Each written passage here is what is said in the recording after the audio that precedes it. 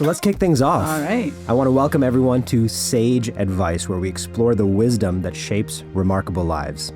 Today's guest is someone whose story, voice, and presence have profoundly moved me and countless others. Dr. Samra Zafar is an award-winning international speaker, best-selling author, and resident psychiatrist who's changing the way we think about healing, leadership, and what it means to live unconditionally. After surviving a decade of abuse as a child bride in Canada, Samra pursued her education with relentless courage, ultimately becoming a global advocate for mental health, gender equity, and inclusive leadership. Her memoir, A Good Wife, gave us the story of survival. Her latest book, Unconditional, gives us the science and soul of transformation. Today, Samra helps leaders, teams, and everyday people tap into their inner strength and break through the barriers of trauma, stigma, and self-doubt. But behind all the titles and accolades is a deeply human story, one of pain and power, limitation and liberation. And that's the story we're here to explore today. My big sister, Samra, welcome to Sage Advice. Oh my gosh. Thank you, Hamza. Thank you. I am so honored to be here. I'm so delighted to be here. And, I've never had such a profoundly authentic introduction, no matter where I've gone on any stage. So thank you for crafting that and being so deeply authentic. And, I consider you my little brother, and Hey. I'm so excited for this conversation. Thank you, my friend. It was all with heart from the heart. And it was honestly between you and one other person who is coming on to episode 2. And it just came down to scheduling, and I'm so glad you said yes. If I can start with some sage advice of my own, when crafting a keynote, it would be wise to memorize the first minute and the last minute. Know how you're going to start and know how you're going to end, and everything in between can be ballet. In my mind, the narrative arc was simple. I knew how this podcast was going to end, at least this season. And I had an idea of how I wanted it to begin, but it wasn't appearing in high resolution. But there were only 2 names in my mind, Dr. Samra Zafar and our next guest. And I'm so glad you said yes, because you have a spirit that lends itself so well to the concept at the heart of Sage Advice, which is understanding a journey, a very human journey, a very universal journey. And that's what I want to unpack with you today. I want to start by giving you a little gift. This podcast used to be called Ideas into Action, and Sage Advice is the natural evolution of it. Why we're transitioning to Sage Advice is to distill everything that we loved about ideas into action and open it up in a way that makes it accessible to the rest of the world and eventually the universe when we're listening to this on Mars. And so the gift that I would like to present you, my friend, is a book by a fellow speaker on our roster, Drew Dudley, who is my sage. One of many sages. You are a sage of mine too, but he was one of my OGs. And this book is very near and dear to my heart because I was able to witness its inception. I was there when we gathered for a weekend, including with my wife, Bailey Parnell, and we helped Drew inform the ideas that are in this book. We're in the acknowledgments, but more than anything, this book has been a tome for me. It contains an idea that I want to kick this podcast off with. And the idea is very simple, that in order to operationalize and maximize our human values, we have to do things every single day and treat every single day like it's day one. I love that. So this is for you, my friend. Thank you so much. Oh my God. This is beautiful. I can't wait to dive in. There you go. And, something, it resonates very deeply with me because I always say, each day is an opportunity to make it day one to do something different. Yes. Right. So this is like that in a different package. So this is so great. Thank you so much. I can't wait to dive in. My pleasure, my friend. And thank you for so graciously receiving that. That book is the one that came to mind instantly for you. And why I selected that one specifically for this episode 1 of Sage Advice, the show, is because I actually don't know which day one you're going to select. You have such a unique story. I remember meeting you at the Speaker Spotlight event, and I was just so taken by your warmth, your generosity of spirit. You truly made me feel like we have known each other for a very long time. And we immediately started texting. We booked a breakfast. We have been texting each other back and forth. You have helped me navigate some difficult situations. I'm actually so interested in knowing what you perceive to be your day one, because you have two stories that exist simultaneously. Every story, every hero's journey begins with once upon a time there was. And so in your case, once upon a time, there was Samra, a happy-go-lucky student, until one day. So that's story A. But story B is once upon a time, there was Samra the wife. And every day she, until one day. Mm-hmm. Which day one do you think is the inciting force in your story? Wow. That is such a great question. And I think, like you said, there's multiple day ones. And I think each day one kind of leads to a new chapter in my story and in my journey. But if I were to go back and think about that, day one that inspired me to take the first step towards my liberation, towards my new life. And this was about a few years into my marriage. And I had come to Canada as a child bride in a forced marriage. I was a prisoner in my own home. I was not allowed to go anywhere outside the house except for this one sort of like a childcare center in the neighborhood where mothers would take their kids and they would play for a couple hours. So every week, about 2 hours, I used to have this little taste of freedom. Wow. I would push my daughter's stroller. I was like 20 or 21 at the time, and my daughter was 2 years old. So I would push her stroller, take her to to this early on center, and she would play with other kids, and then I would come home. And that little taste of liberation, this little taste of freedom became like my escape every week. I used to look forward to it so much. And I never had any money on me, but I would find, a $1, $2 coin lying around the house, and I would put it in my purse or in my pocket. And it would make me feel good about myself that, I have some money. And one day as I was coming back from that center, bringing my daughter back, she started to ask for a donut. Okay. So I went into the Tim Hortons and I got in line and ordered the donut. And, the lady at the counter was lovely. She gave my daughter the donut. My daughter bites into it. And I put my hand in my purse and I could not find the toonie that I thought I'd put in there the night before. Oh, man. And I absolutely was so mortified. I was, frantically searching my pockets, my purse. I just could not find it. My face got red. My hands were clammy. I just wanted a big hole to open up and swallow me whole. And it was just so embarrassing. Right. And I started seeing red and black, and I thought I was going to have a panic attack. And then in my distress, I heard a voice behind me. Ma'am, let me buy that donut. Ooh. Let me buy that coffee. And I turned around. And there was this complete stranger, this man looking at me with the kindest eyes, with humanity and respect and dignity, things that I was deprived of every day at home. And he insisted on paying, and then he left. And I walked out of Tim's and I sat on the bench right beside it outside, and I started sobbing for I don't know how long. And I started thinking to myself, if this is my life, then how will I ever make anything of myself? Mm-hmm. I felt so powerless, so pathetic in that moment. But then I closed my eyes and I saw this man's eyes. I saw the hope in them. I saw the kindness. I saw the humanity, the respect. I felt seen for the first time as a human being instead of a role that I was prescribed to fulfill, instead of just a wife or a daughter-in-law or a mother. And I felt seen as a person. Mm-hmm.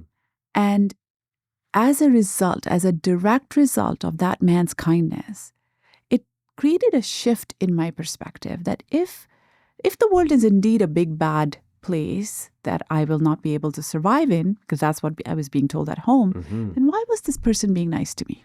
Right. It was so discordant. Yeah. It was so diametrically opposed to your reality. So maybe what I'm being told is not true. Yeah. Maybe there is hope for me. Right. And that day, inspired directly by that man's kindness, I went home And I ordered my very first high school course Let's through go. distance learning. Wow. The very first step towards my education. Mm-hmm. It took over a decade for me to finish my finish high school and then leave my marriage and then start university and build a new life. But that day was day one. Wow, what an odyssey you have been on. But to know how it started and how simple the interaction was, I hope it gives listeners and viewers confidence that your story can transition at the drop of a dime, or in your case, the drop of a toonie. The toonie was absent, you saw red, you were experiencing rage, embarrassment, a whole cocktail of negative emotions, and somebody energetically picked that up and sensed you in distress and performed a kindness. For him, it was Tuesday, but for you, it changed the course of your life. Exactly. Incredible. I can only imagine that visual of you on that park bench, having that epiphany and realizing that your entire reality is shifting. Yeah. What was your daughter experiencing simultaneously to that? I mean, she was 2. She was busy eating her donut. Yeah. Oh, my goodness.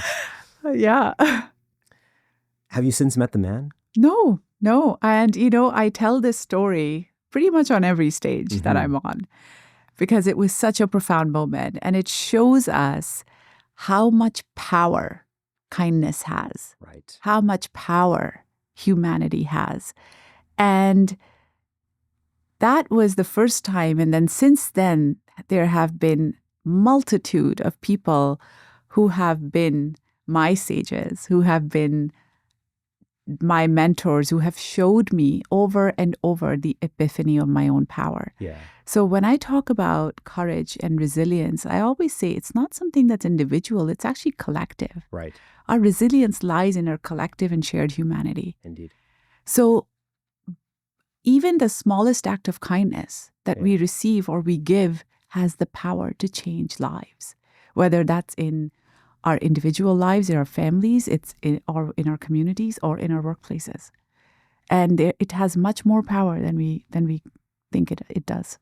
Absolutely. And I have to believe that there's something metaphysical at play here as well. And this may come as a surprise to people who've known me for some time, but I subscribe to all that woo-woo shit. Pardon my language, right? So do I. We can curse on this podcast. Even as a doctor. There you Totally. go. You're a doctor. I'm studying the psychology of leadership. All of my research is very grounded. All of my ideas for public presentation are very much rooted in the scholarship. But in my private moments, just like this, I entertain the possibility that, we are avatars, or, as we should properly pronounce it, avatars. Mm-hmm. And I think it's entirely possible that I have known you for a very long time.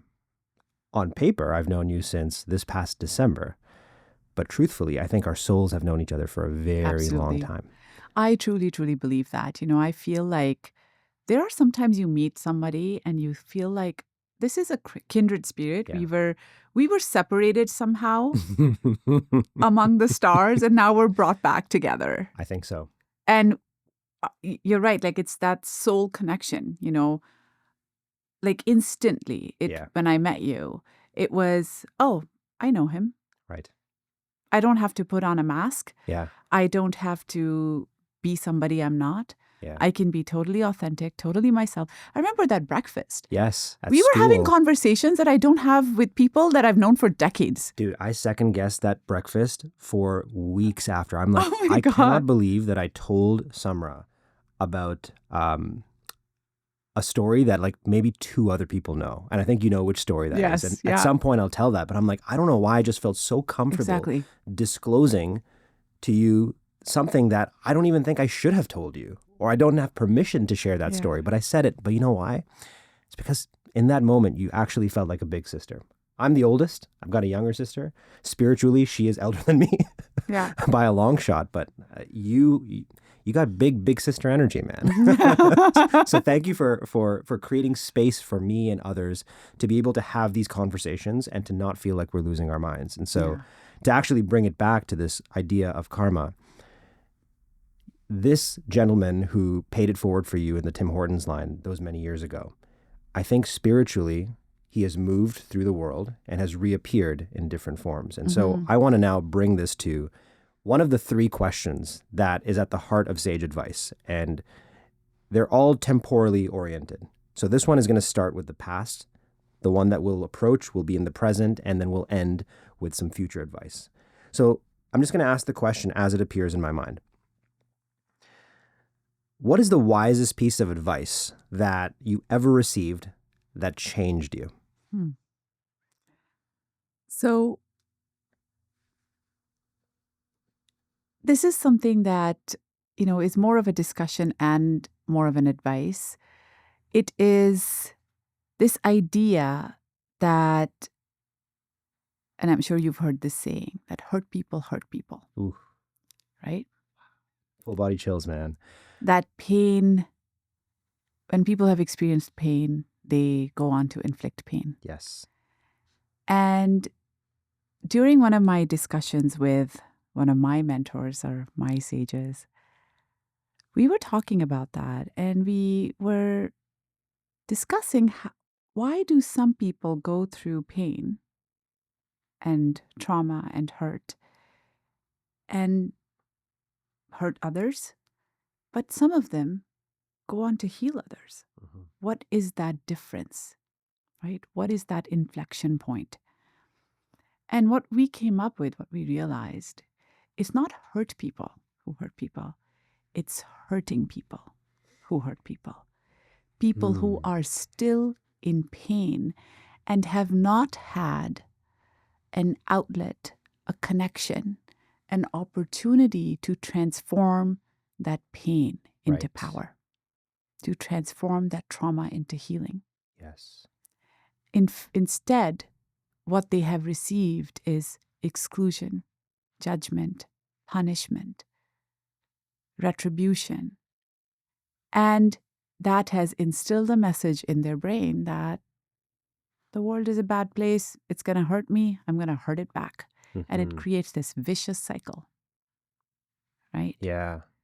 Because people who have been hurt, all of us have been hurt. All of us in this entire world have gone through our share of traumas. Of course. And I don't like this sort of like, oh, your trauma is bigger than mine. Like, we're not in a trauma Olympics. Trauma Olympics, yeah. Right? Like, there's everyone's pain is valid. Sure. Everyone's pain is at whatever, like, people feel pain differently. Pain is subjective, right? So the same social stressor can cause different psychological responses in different people. Mm-hmm.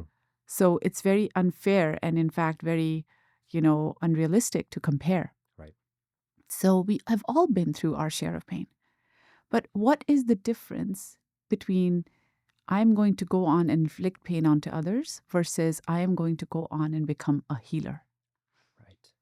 And I think that lies in that idea of what opportunity has this person had to heal? What is the response they have received to their pain? So in my journey, as I have encountered pain and trauma, I also encountered kindness, starting from that man at Tim Hortons. Wow.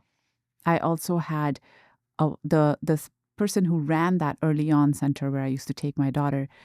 She noticed signs of abuse before I even knew what to call it. Oh, yeah. And she gave me her phone one day with a paper with some numbers on it and said, go into my office and make some calls. Wow. And at the top of it was Assaulted Women's Helpline. Oof. And that's the first time I got some advice about what my options are. The person at the registrar office at the U of T, where she bypassed all the wait lists for the courses I needed to be in and put me right in. Mm-hmm. Or the person where I was almost on the verge of homelessness, and the coordinator at the UTM campus housing, she moved mountains to make sure that I have an apartment on campus. Incredible. For my daughters, when I thought, I don't know where I'll go. And there have been like so many versions of that Tim Hortons man all throughout my life. Right. And that is why I have become a healer. Yes. Instead of ending up like my mother or my mother-in-law or other women that I've seen in my family and around me who did not have not had that chance, that opportunity, that hope. People around them have told them, this is it, this is your box, stay in it, this is your destiny. I know from my mother, in early on, like I remember this story that she tried to leave my father, and my father was an abuser to her. So she tried to leave, and her family said, don't you dare. Wow. No one came to her aid. and she never got a chance to transform her pain into power. Right. And that is why I say that resilience, that healing is collective. We need each other. Yeah. I was very lucky to have people in my life to show me that, which is why I have made it my mission to keep paying it forward. My friend, this what a transcendent perspective you have. I mean, God, I wish your message cannot be shared more widely and faster. It is actually the message that the world needs to heal. I'm exploring this in my next book, which, by the way, thank you for inspiring the title of the book. When I saw your book, Unconditional, I said, I got to challenge myself to refine this book into one word. And the working title was Love, Lions, and Leadership. Mm-hmm. And I said, no one's going to pick that up. Or maybe they would. But I've got it down to one word, and I'll share what that is once I get closer to the publication. But the point in that book, or one of the models that I explore, is the 4 forms of power. And it forms the acronym CAMP, which I think is really interesting if you want to work with that metaphor and the different types of camps that exist and existed that make people feel smaller and less than and dehumanize. The first is coercive power. So, you force me to do something. The second is agenda power. You limit my options. The third is manipulation power. So you convince me to make a decision against my best interests, and I don't actually know that you've manipulated the situation. And the fourth, the most insidious in my opinion, is paradigm power, which is both parties are not aware of what external forces are compelling them to oppress one another. And when you described what your mother went through and what your father did to your mother and what the society did to that situation, I can imagine there was a lot of lo kya kahenge, like what are people going to say about this, right? There's a lot of stigma and taboo, and so much of that, it started before us. And when that happened, it just puts people, the paradigm of the power that exists in those relationships is one where people are just constantly repeating those cycles of abuse, repeating and perpetuating generational trauma that can't be healed in lifetimes. But it can begin to loosen its grip, and it's going to require doing that inner work like you did. Although it was sparked by the kindness of a stranger, it took you sitting on the bench, looking inward, and moving past the paradigm of seeing red. And so what you're describing about hurting people, it sounds like it's an active process. People who are seeing red, who are not healing themselves, are just moving through the world, seeing everything through rage, through anger, through lack, through fear, through despair, and acting it out in ways that are making other people react in the same way. Beautiful, my friend. Wow. Hurt people is the common version of that sage advice. But what you're saying is hurting people hurt people. And that slight change of tense is profound. Who gave that advice to you, by the way? It was actually one of my mentors in psychiatry, Dr. Gary Shemowitz. He is the head of or chair of forensic psychiatry at McMaster University. And this is a concept that, I'd been wondering and thinking about for a very long time. Whenever I have come to a point in my own healing that when I think back to my mother-in-law or my ex-husband or my parents, I have, instead of anger, I feel more of a curiosity now for many years now. Why? What was that planting seed? What were the inflection points? Why do some people go to promote hurt versus pain? Hurt and pain versus healing. Right? And what was it in my life that was a game changer? So I have been thinking about these questions for a very, very long time. And it was this conversation that I was having with Dr. Shemowitz where, because I want to eventually go into forensic psychiatry. I actually want to work with people who are hurting and hurting others. I want to offer them a pathway to healing, a pathway to become agents of love instead of agents of pain. So that's my mission in life, and that's kind of where I'm heading in my career. So I was having this conversation with him, about my story and, this idea and these questions that I've been struggling with for years. And through our discussion, we were like, Samra, it's not, what is the difference between you versus the patient who is locked up in a forensic unit? Okay. What is the difference? What is it? And that person is still in pain. Yeah. They have not reached or not been given the opportunity to reach, because it's a co-creative process. Right. Healing is a collaborative thing, right? Yes. It's inner work, but it's also outer work. Right. Yes, I can do as much therapy as I want, but if I don't have the right people around me, that's not going to matter. Right. Or I can have a lot of people trying to help me, but if I'm not willing to help myself, that's not going to work either, right? Yeah. So sometimes people get stuck and they don't want to have that reflective moment of going inwards and thinking maybe what I'm being told is wrong. Or sometimes people are trying, people are working hard, but their environment is not conducive to healing. And and oftentimes it's a combination of those things, right? And so we were basically talking about this, and that's kind of how we landed on this idea that, oh, it's not actually hurt people who hurt people.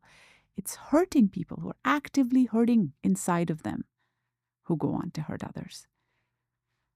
My goodness. And this is sparking a million different questions around healing as an active process as well. And at risk of, derailing the conversation, let me try and just sort of unpack this a little bit more, because I'd love to stay on this topic of hurting people, hurt people, which came from Dr. Gary Shimowitz. Shimowitz.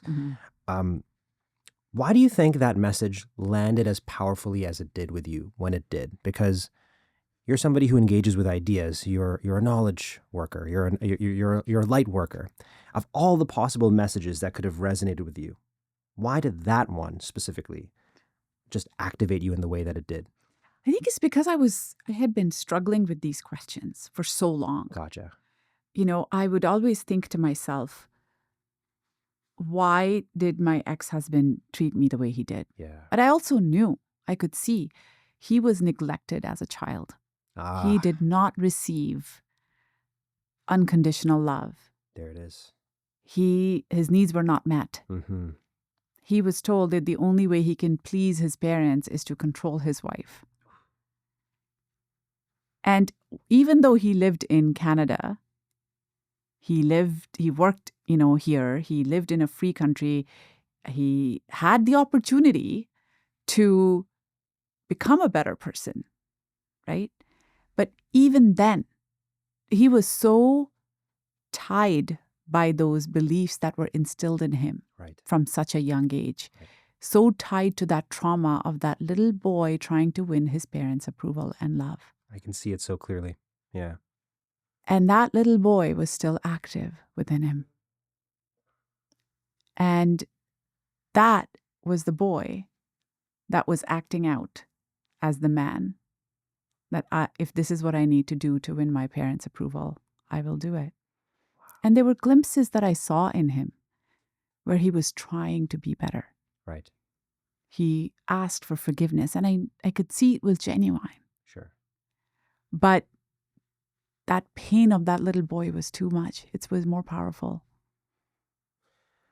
And same thing I saw with my mother. My mother-in-law was married when she was 14 years old. She was a baby. She was forced into marriage when she was 14. My God. She had 6 kids by the time she was 21. Oh, my goodness. And she was married to a man who was more than double her age at that time. He was in his 30s when she was 14. Unbelievable. So, and she went through physical abuse with her mother-in-law. So when I look at her, I see that little girl. Yes, there's this grown woman who's treating me horribly, but what is that grown woman? That inside that grown woman, the way she's acting, is that little girl who is in so much pain that the world snatched away her dreams, her hopes, her ideas, her individuality, her right to be a child. The world is a bad place and I need to hurt it back to make myself feel better. So it wasn't she who was hurting me. It was that little girl.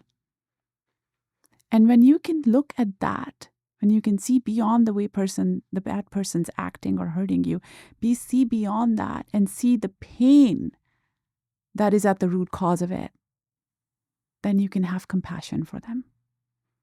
And the antidote to pain and trauma and hate is not punishment, it's not retribution, it's love and compassion.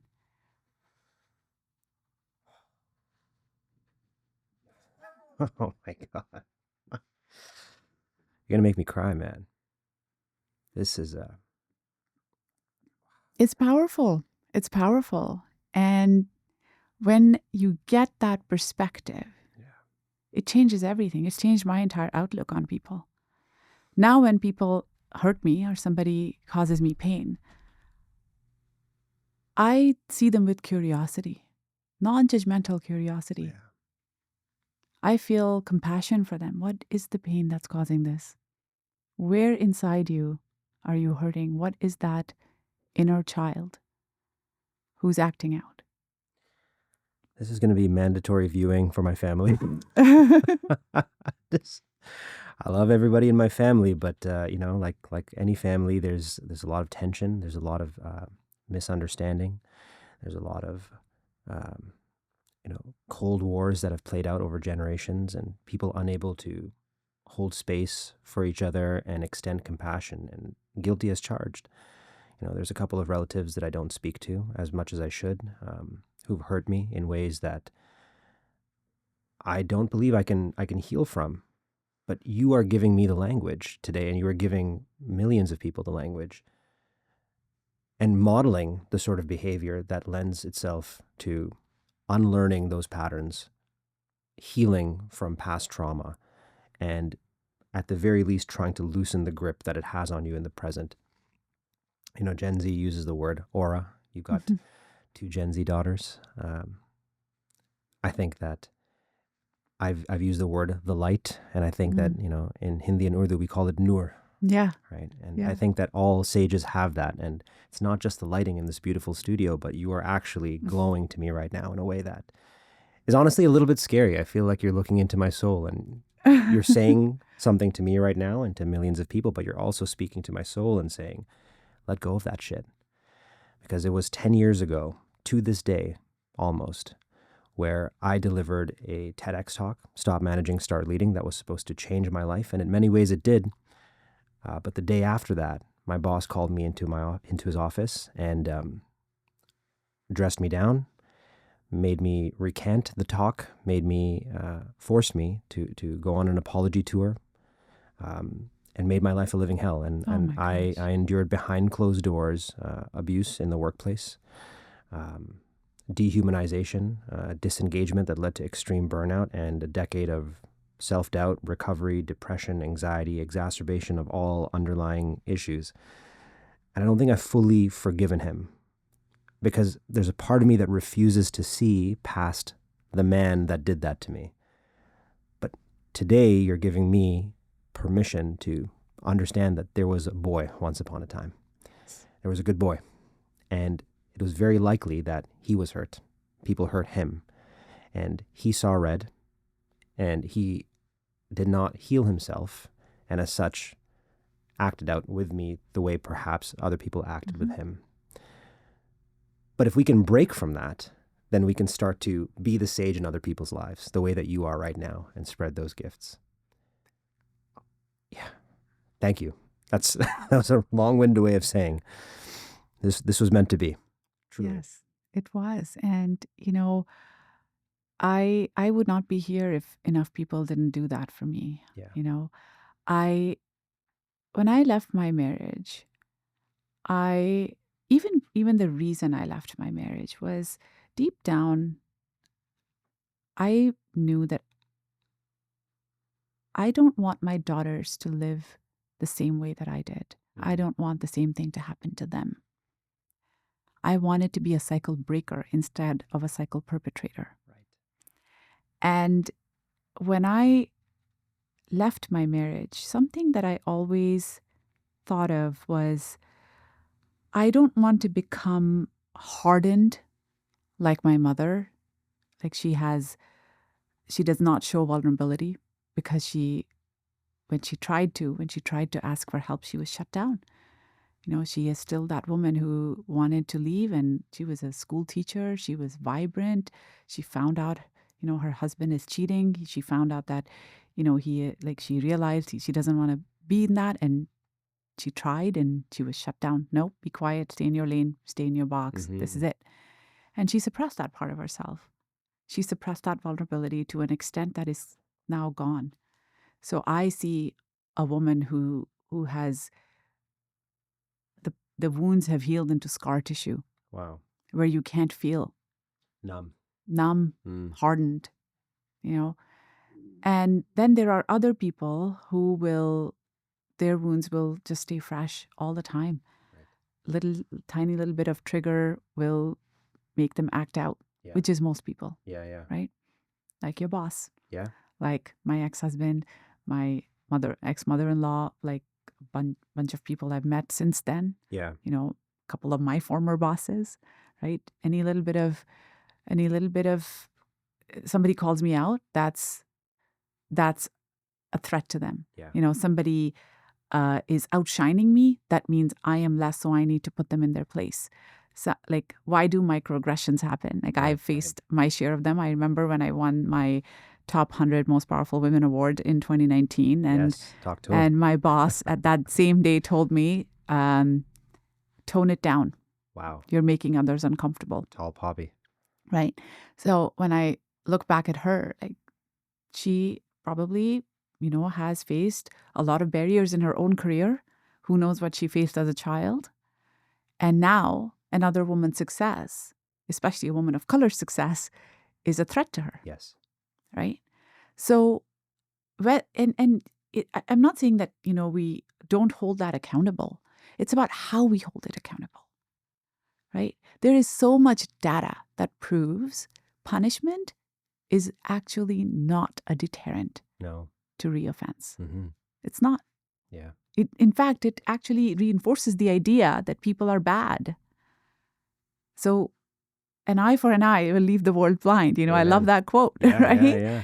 So Gandhi got it right. Yeah, exactly. So instead, what we need to do is lead with compassion, lead with love, Amen. Lead with hope, lead with connection instead of disconnection. And I am here because I knew that somehow deep down, I didn't have the words for it. I didn't have the language for it. But I knew that I don't want to end up like my mother-in-law or my mother or my ex-husband or any of the other people that I know. I don't want to end up like that. I want to have space in my life for true love, true connection, true authentic relationships and friendships. I want to have room for this, right? And it was a very conscious decision, and I didn't know how, but I was going to find out how. Yeah. And that is what has led to a lot of my own inner work. And now that the work that I do, as a speaker or author or doctor or whatever role I'm holding, that intentionality is really important. And when you start seeing things that way, when you start like seeing, oh, that's that inner boy acting, that's it, it changes everything. Truly. It changes everything because you don't have space now for revenge or, you don't go around the world in seeing everybody through a bitter lens. You see people in a different light. You see yourself in a different light because it leads to compassion for yourself, that things that I did in the past that I'm not very proud of came from a place of pain. Right. I have made mistakes as a mother. One of the things I talk about in my book, for instance, when my daughter was going through some mental health challenges in her teens, she's now 23, and seeing her in pain and talking to her doctors at the time and learning that her challenges in her teens are coming from the childhood trauma of being exposed to family violence when she was little. Wow. Because she saw a lot of what her dad did to me. Wow. Right? And so she was acting out. And when kids act out, they act out at the person who is the safest for them, which is their parent, which is the one who loves them most, which was me. So I thought I was like her punching bag. She was constantly acting out. And I felt attacked all the time. So I would say things like, how dare you say this to me? You have this life because of me. I gave you this life. If I hadn't left, you would have been married now with 2 kids. And there was one time I was saying all this to her, and then I suddenly just stopped mid-sentence. And I'm like, oh my God, I sound like my mom. Because my mom used to say these things all the time, I gave birth to you. I carried you for 9 months. You should, heaven lies under the mother's feet, all Jannat maa ke pairon ke niche hoti hai and all that kind of stuff we hear, right? We've all heard that one. So and so my way of being parented was all about this, subservience, obedience to parents and conformity and all of that. So I was saying all these things to my daughter as if basically throwing in her face that she should be indebted to me for the life that she has. And I stopped mid-sentence and I'm like, oh my God, I actually sound like my mom right now. And as soon as I saw it, I could not unsee it. And that led to, okay, I'm going to call my therapist and I'm going to do my own inner work. Let's try and break this. I want to break this. Yes. Right? So, and there have been other moments like that. And I have a beautiful relationship with my daughters. And we talk about everything. Mm-hmm. We talk about mistakes that we've made or things. And that's what we need. Breaking a cycle is not waking up one day and deciding that, okay, I'm going to be a different person. It's No, a process. It's a process. It's an ongoing process of stumbling and falling and getting back up and doing the work and keep doing it. And it comes from a place of deep intention. You're so right. And it takes those daily imperative actions, which is why I'm seeing such serendipity here, right? Between this being day one, the book day one, you sharing the story of many day ones in your life. Bailey texted me last night and she said, congratulations on the Speakership Spotlight Showcase event that you just spoke at yesterday. And I told her, thank you. I can't fully receive that right now because my threat activation is still quite high, because this feels exactly like what it felt like 10 years ago. Mm-hmm. I experienced the high of the speaking, that I did that TEDx talk, Stop Managing, Start Leading, and the very next day, my world went into a tailspin. So this is technically the next morning, and I'm having a very different reality. It feels like I'm just now exploring a version of my story that should have played out 10 years ago, which is the next morning after I did that TEDx talk, I should have been meeting with a sage. I should have been having a deep, inspiring, invigorating conversation like the one that we're having right now. I should be, creating the content that I'm going to meet up with my friend Zane later today and create. I should be writing, reading, so on and so forth. But you're right. It's not just going to change after today, because tomorrow is going to be day one and the day after that is going to be day one. So what am I going to do every single day to keep myself on this path of feeling the way that I'm feeling and leaning into a new reality, into a new paradigm? I want to ask a question related to this. So, when we fall out of this way of being, and it usually has to do with stress. It has to do with psychological stress that is usually born from transition. So, your daughter acting out the way that she was with you when she was, you described it as a punching bag. You were experiencing psychological stress, and then you sank. You, instead of rising to your best self, I was consumed with guilt. I was consumed with, why am I did all this and this is what I get for it. And this is what I get. And so Dr. Stephen A. Hopfall would call that insufficient reward following an investment. So one of the 3 types of psychological stressors. So you sank down to your level of training, which, as we've been unpacking in this episode, is generational trauma. It's just baggage from the past, ghosts of time that are haunting us in the present. And then you said something so interesting, a couple of minutes ago. You said, lead with love, lead with compassion. And these are such punk ideas, man. When people say lead with love, I'm like, oh shit. Yeah. We're gathering them. We know what, there's a war being fought that's invisible to everybody. And there's people who say words like that and string them together with such confidence. And I think to myself, damn, she knows what's up. She knows the battle that needs to be fought concurrent to this reality. So when you say things like lead with love, I'm like, yes, what we need to do is upgrade that thing that we're going to sink down to during times of change and during times of stress. Otherwise, we're doomed to repeat those patterns and perpetuate those cycles of fear that would have us put people in prisons. And I'm so glad you brought that up, because I truly believe that there is a direct connection between the prison industrial complex and modern leadership. We'll save that for another season, another episode. But this is about you, and I want to now understand, when you say things like lead with love, lead with compassion, I imagine there are some audiences that you speak to where it just goes right over their head. Yeah. You're speaking to a bunch of executives, and I'll just pick an industry at random over here, banking. I worked in banking before I became a doctor. Yeah. I just spoke at a TD event for TD Wealth executives. My message was, at its core, lead with love, but I had to read the room. I can't just say lead with love, because these are people who are tasked with making performance-based decisions that affect the bottom line. But it made me second guess that wisdom. I walked away from that meeting thinking, do I really believe this? I do believe this, but why does it not feel true? And I'm leaning towards it feeling true, and you're making it feel true for me. I want to ask you a question now, which is there a piece of advice that you are wrestling with right now? Sage advice that has been given to you by somebody else that feels true, but hasn't fully crystallized yet. You're exploring it in real time.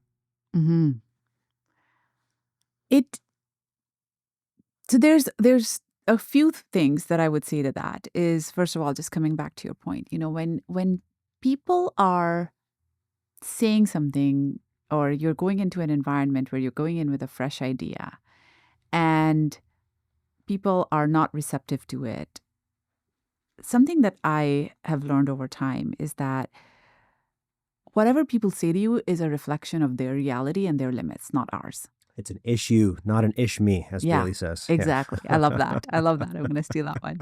So to that point, one of the things that one of my mentors, who's one of my dearest friends, and he's somebody I trust completely, something that he said to me and often says is that, well, with hard work and with determination, you can conquer anything. Look where you are, right? Or things like everything happens for a reason. Or like, look where you are today. Like, so it's all okay, right?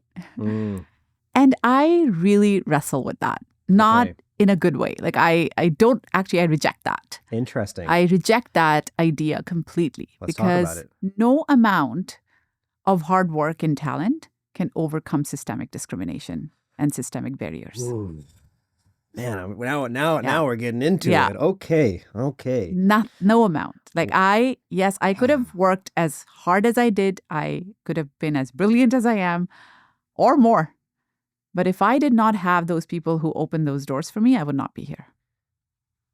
Yes. Right? Yes. So when people say with hard work and determination, anything is possible, and when they say everything happens for a reason, they're not acknowledging the systemic barriers. Exactly. That statement comes from a place of privilege. As much as I love this mentor of mine, he is a white man who grew up with a lot of privilege, and his hard work and talent was more than enough. And he means well. And he means well. He loves me like a daughter. He means very well. 100%. And just so we're clear, right? We love this guy. He means well. And his message is very well intended, but it lacks the personalization and the context. It lacks intersectionality. It lacks intersection, which is, if we weren't recording this podcast in Canada, that would be a banned word. We'd have to bleep it out, right? Exactly. Okay. Yeah. So it feels true to you, but it's not. It does, like it's used to it. Like, yes, of course I can do it. But right over time, as I have evolved and grown, it's something that I'm like, no. It actually does not feel true to me anymore. I used to actually take pride in it. Another idea that I have grown not to feel proud about is this idea of being selfless. In fact, selflessness is something that is rewarded. I remember I won this award during my time at the bank. I used to work at RBC at the time, and I won an award called Mentor of the Year. Okay. And when my boss, who's one of my best friends now, he was asked to describe me, And he said, if there's one word I can describe Samra with, it's selfless. Like, she's so selfless. She's so giving. And I remember how proud I felt. Yeah. Right. And today I'm like, I don't want to be less of myself. Mm-hmm. I don't want to be less to myself. Right. This idea that in order to serve others, we need to diminish our light. Yes. In order to make others make others comfortable, we need to be smaller. In fact, now I believe that there is no greater disservice to yourself and to the world than you diminishing your light. You have to shine it brighter because it lights up the world. This is so powerful. And this is, in you sharing this with me, you're giving me permission to engage with ideas that are not fully landing with me right now. I know I wrote a book, Leadership Reinvented, and in the model SIDE, the bright side of leadership, the S stands for servant leadership. And I've almost stopped using the term servant leadership because it implies that power imbalance that you just suggested, which is exist for others, be selfless. And it was actually Dr. Adam Grant, who challenged my thinking on this by introducing the word otherish in one of his earliest books. And he said otherish is giving to others without diminishing for yourself. Yeah. And I've been thinking about that a lot. And then I can't remember what I was watching. It was probably like I watch a lot of movies, man.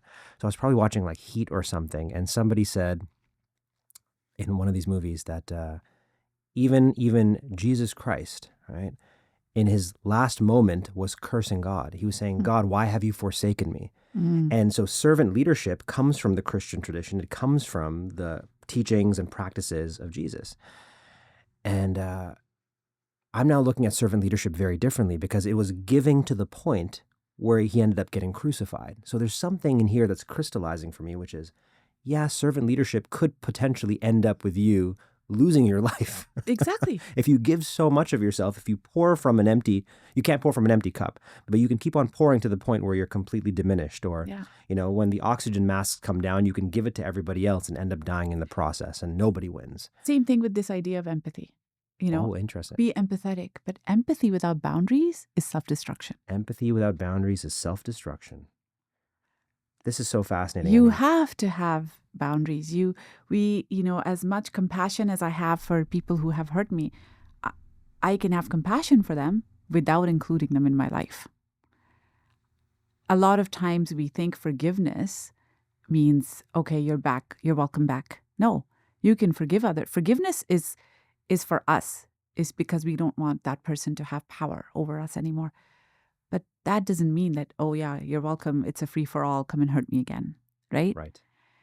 All these things, like compassion for others, cannot be at the cost of compassion to yourself. Wow. Same thing with this idea of everything happens for a reason. You went through what you did, look where you are now. You're not here because of what happened to you. You are here because of your response to what happens to you. We, as human beings, experience a multitude of stressors, adversities, traumas. And why are we in different places? It's because of how we respond to them, not because of what actually happened. So I always say, I'm not here because of what happened to me. I'm here in spite of what happened to me. And that is where our power lies. Because if we were all at the mercy of our circumstances, then what's the point of free will? What's the point of choice, right? If we were all supposed to die the same way we were born, what's the point of life? What's the point of life? What a question. I'm hearing everything you're saying, and it's ringing so true with me. And I know that this is going to be true for everybody who listens to this. And I know I would encourage people to keep on coming back to this episode and connect with you, and invite you to their organizations, read your books, and receive the sage advice that you have so generously shared here today. For somebody listening to this, watching this, who's thinking, I understand this, but this is so hard to live out. Like, it's so hard to practice this. What would you say to them? It is hard. I will not sugarcoat it. Okay. But it is doable. And healing is something that is available to all of us. But something that's available, it's there, but we also have to reach out. right? It requires action on our part. So when people say time heals everything, no, it doesn't. It doesn't. It's not time. It's work. It's intentionality. It's reflection. It is your own intuition. And our intuition is our biggest sage. Oof. Our most important sage is our own inner voice. Right. But we got to create space and the environment to be able to tune into that frequency, to tune into that voice. And I'll share a quick story here, because in those early years of my marriage, when there was no hope of ever going to school, everybody told me, it's done, it's over, give it up. Well before that Tim Hortons guy. And I had no reason to believe that I would ever get an education. I would still stand in front of a mirror with a piece of paper rolled up in my hand, looking like a fake degree. Yeah. And I would practice my graduation speech. Yeah, I remember reading that. That was one of my favorite excerpts from your book. And it was because of that inner voice. I didn't know the language around it. I didn't know what to call it. But there was something in me that was always, if I don't respect my dreams, then who will? And that is something that I've carried from a very young age. You know, I grew up in Abu Dhabi. I went to a private British school, got a really good education early on. But when we would go to Pakistan during the summers or the spring break, and I would see kids my age begging on the street, I would see a young girl my age cleaning my home while I'm, watching a movie or doing my homework. And I would question those things. I would ask my parents, why are these kids not in school? Why do they have a different life than I do? And the answer I would be given is because it's their destiny. That's how they were born. That's what the paradigm. Yeah. Yeah. That's their destiny, and this is yours, so be grateful. And then very quickly, a few years later, I came to Canada, and now I became that kid who was looking at other kids in envy that they're going to school and I'm not. Wow. Just full circle. Yeah. And then I was told the same thing, because that's your destiny. I can literally see the generational trauma. Yeah. So when people are telling you, like what you hear around you is not your reality. It's their reality. It's the reality that's been created by these societal structures, by trauma, by pain. Right. However, we have the power within us to take that trauma. Like, trauma breaks us, but we have the power within us to take those broken pieces and make art with it. And that requires our intentional work. Right. So healing is not guaranteed. It is available. Sage advice, my friend. Sage advice. Because with all due respect to the mentor who shared with you that everything happens for a reason and hard work and determination pay off and anything is possible, to that person who was your age cleaning your home, that would just fall on deaf ears.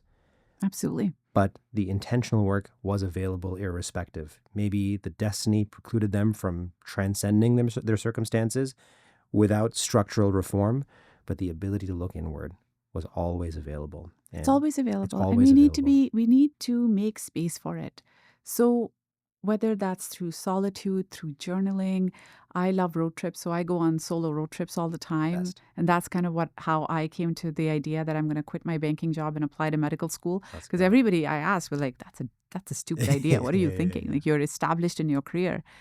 But that's the thing about dreams, right? No one can see your dream but you. No one can hear your inner voice but you. No one can see the vision that you have but you. So if it makes sense to you, if it's a reality in your mind, that's all you need. And yes, you need others to support you, but it starts with you. It starts with our inner work. And that is always available. Wow. And you will find, if you look hard enough, if you have that opportunity, that mindset of, yeah, I'm going to look for those opportunities. Like, when I didn't know how to make money to go to school, to go to university when I got into U of T. I was married and I was like, I can't get OSAP because they look at household income and I can't go out and get a job. I'm not allowed. What can I do? And I was just in that mindset. And I was in the local No Frills with my mother-in-law, and I saw, on the community board, like when you would sell their couches and TVs and they would Right. put their flyers and you can like rip Yeah, off yeah. the little papers. OG Craigslist. Yeah, Yeah. exactly. So I saw this ad for babysitting services Right. and I thought, oh, people can make money doing this. Maybe I can too. So I printed out a bunch of flyers, stuck them around in the neighborhood, and was able to establish a home-based daycare. Yep. And that is eventually, what led to me saving money for school. Sure. But the reason I was able to see that flyer and get inspiration for it is because I was in the mindset of looking for it. I was looking for that healing. I was looking for that opportunity. So it starts with us, whereas somebody else, if I was just, no, I've just given up on my dream, I would have just walked past that flyer without giving it a second thought. Exactly. Right? So it starts with us, and it starts with tuning in to our voice and making it louder than the noise around us. Samra, I can't tell you how powerful this is, especially coming from somebody with your lived experience and academic pedigree to be sharing these ideas. These are ideas that I imagine a lot of people hear from people that might just be pontificating. And it's coming from a good place, but it maybe lacks the sort of the scholarship and the deep story that we've uncovered today that crystallizes into sage advice that is so resonant. In closing here, we've covered past advice. We've talked about present advice. I now want to bring this to a close and help the sage advice community move forward with their day, with their week, with their month, with their year, with their lives, with advice that you would leave with them.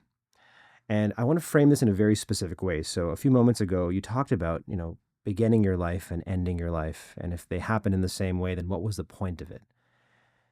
I really want to engage with this idea of the end of your life. I don't think we talk about mortality enough. I think so much of reality is an attempt to keep thoughts of death at bay. Mm-hmm. If I may, my friend, I would love for you to engage with the possibility that this episode right now is the last thing you and I are ever going to do. And that for whatever reason, Rodrigo's in the back recording this and he's going to press a button and you and I will drift off into the long sleep. And the thing you're about to say right now is the last piece of advice you could leave with the world. The last piece of advice you can leave for your daughters, leave for my children someday, leave for the listeners, leave for the world. What is that piece of advice that you would want to leave behind if today were your last day on earth? Wow. The biggest lesson of my life that I would like to hopefully have people carry with them is that make love more powerful than hate. Make connection more powerful than disconnection. That is within our power. That is the human power that we all have within us. It has the power to transform lives and transform the world. And no matter how much pain you have been through, no matter how much trauma you have been through, there will be a small kernel of hope. Find that crack, find that light. Let it come through. I love that Rumi quote that it's remove the barriers to love. Our job is not to find love, it's to remove the barriers we have within us, to let it come through. And that work requires intentionality, it requires connection, it requires compassion, it requires love. And it requires us to give all those things to ourselves. Go inwards and find those parts of you that are in pain, that are broken, that are acting out in ways that are harmful to yourself or others. And don't look at those parts and think, I don't want to be this person. I don't want to, this is not a part of me. Instead, embrace them, hug them, love them. When I was in the process of coming up with a cover for my first book, A Good Wife, and the designer sent me that cover from, HarperCollins, and I instantly had this visceral reaction that I don't want that girl on that cover. I am not her. She is that teenager who's helpless and weak and forced into marriage, and this caricature of this brown woman who's like decked up in red and gold. I don't want to be her. I'm not her. I am this woman who is on the cover of Toronto Life magazine with that power suit, and and this power woman who's changing the world, right? That's who I want to be. Yeah. I don't want to be her. And I typed this email up to my editor that I don't like this. I want a cover that is filled with like power and confidence and like all the things that I am today. And she said to me, Samra, sit with it for the weekend and let's talk on Monday. And coincidentally, that weekend and then the following day, I was in Ottawa. I was the keynote speaker at a graduation ceremony at a high school. And these were all kids who were 16 and 17, same age as I was in that picture. And I gave this talk on loving yourself, following your path, loving your journey, And then I'm sitting on stage as they're all coming up to the stage to get their degrees, and they're all giving me high fives, and we're doing selfies together. And I asked myself, if any of these kids here went through what I did at that age, would I have less love for them? Oof. Would I have less compassion for them? Would I not want them to be on the cover of a book being celebrated? And the answer was no. And then I went back to my hotel room that night, and I pulled up the cover on my phone screen, and I looked at her, that girl there, in the eyes. And all I said was, thank you. Thank you for not giving up. Thank you for not giving up on the fight, giving up on your dreams. Thank you for keeping on. Thank you for enduring all that and still having the hope, because if you hadn't done that, I wouldn't have existed. And you are a part of me, and I love you. I love you more than anything. You don't need to be afraid anymore. We got this. And I called my editor the next day, and I said, if it's between me and her, she is the one who's the hero of this story, and she deserves to be on this book cover. And that is my message. Find those parts of you that are in pain and love them. Love them until there is no pain left.